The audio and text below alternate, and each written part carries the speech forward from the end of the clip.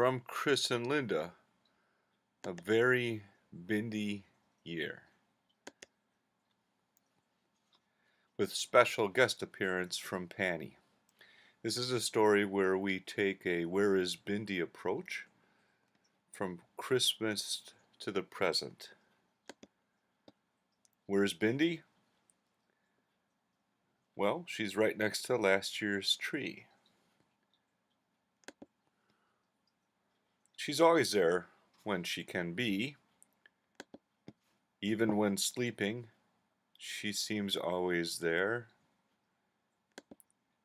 Here she is awake in our snowy side yard, but just on the other side of the yard is a small herd of deer. Oh dear, only if Bindi knew.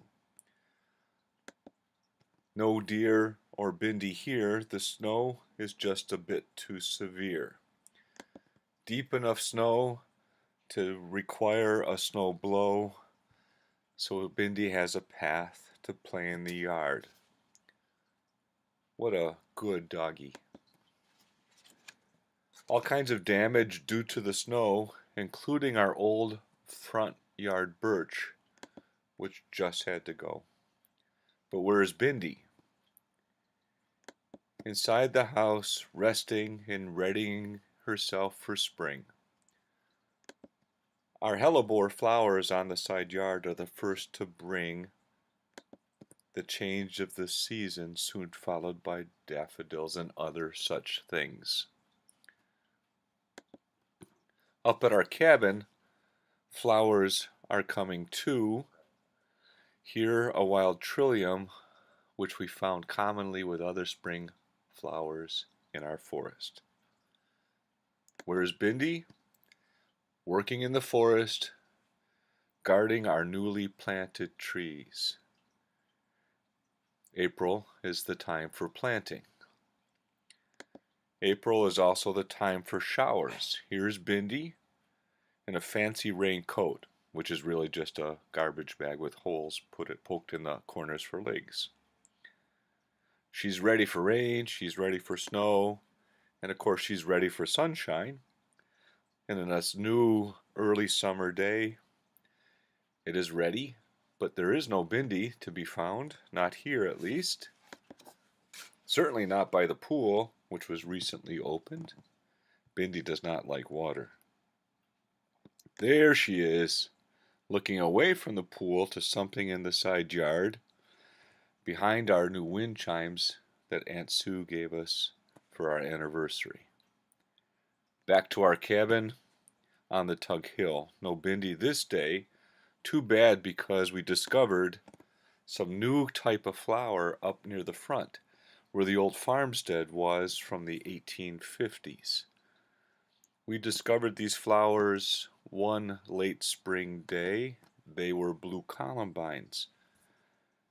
What a nice surprise by the foundation of the house of the old farm. Bindi likes flowers, and she sits amongst them when she can. But not water lilies. Oh my gosh, not water. Of course, the fish are there in our pond. They seem to like the lilies. Now, speaking of fish, look at this one. Holy cow. This is the nicest fish I ever caught. It's a brook trout. And I caught it fishing up in the Adirondacks with Tristan during our summer program. Best fish caught ever. Back to the cabin. Once again, we go once a week if we can. Lots of trips this year with lots of work to do. It's joyous building and maintaining things like trails. Here's a recently mowed trail between the east boundary and our cabin. Here's that same trail after herbicides have worked. Where's Bindi? There's the trail. There's the east boundary with the stone wall on the right. No dog in sight. Here she is, right next to the rock wall, sitting and waiting and looking up the trail, always ready to go and always happy about it. But before we can go home, there's roof work to do. Here is a picture from on top of the one porch roof. See Bindi ready to go, Linda looking on down our road out to the gate. And then we go home. There's Bindi again amongst the flowers of the yard. Here's some other flowers, but Bindi stays away from these calla lilies, too close to the garden ponds. See how she sits away from the pond, but look at the pretty flower. Pretty rare for us to actually grow pink water lilies. See the fishies too on the right side of the pond. The fishies like the lilies. It keeps them shaded, and it's produced for us very nice sets of flowers this year. But Bindi reminds us it's not just about water lilies. Other flowers are nice too. Bindi's always nearby, sitting as close as she can, whether it's flowers or not, whether it's cool or it's hot, as on this summer evening. Back to the cabin. Outhouse out front too. But where is Bindi? Not here. And not inside either, even though there's a new dog bed at the cabin, but no dog inside. Where is that Bindi? Well, she's outside. Of course, guarding our trails or looking ready to go. Bed for Bindi is wherever she can lay down nearby to us, keeping an eye on us, watching the fire, or watching us work.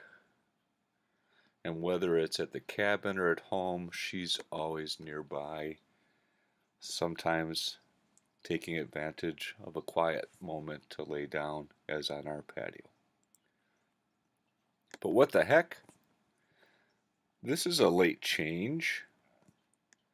Maybe just a bad dream or something she can hide from by hiding at the cabin. But no, this new thing, this cat, seems here to stay. So enter Panny, our new cat, short for Panny Cake, which is an inside family joke, and then really short for pancake because of how flat she gets. So Panny is here to stay. Last days of summer, fall is near here, ducks in the water, but not Bindi. Fish in a bucket, time to come in. Out to the cabin one last time, with fall upon us, the end of year soon.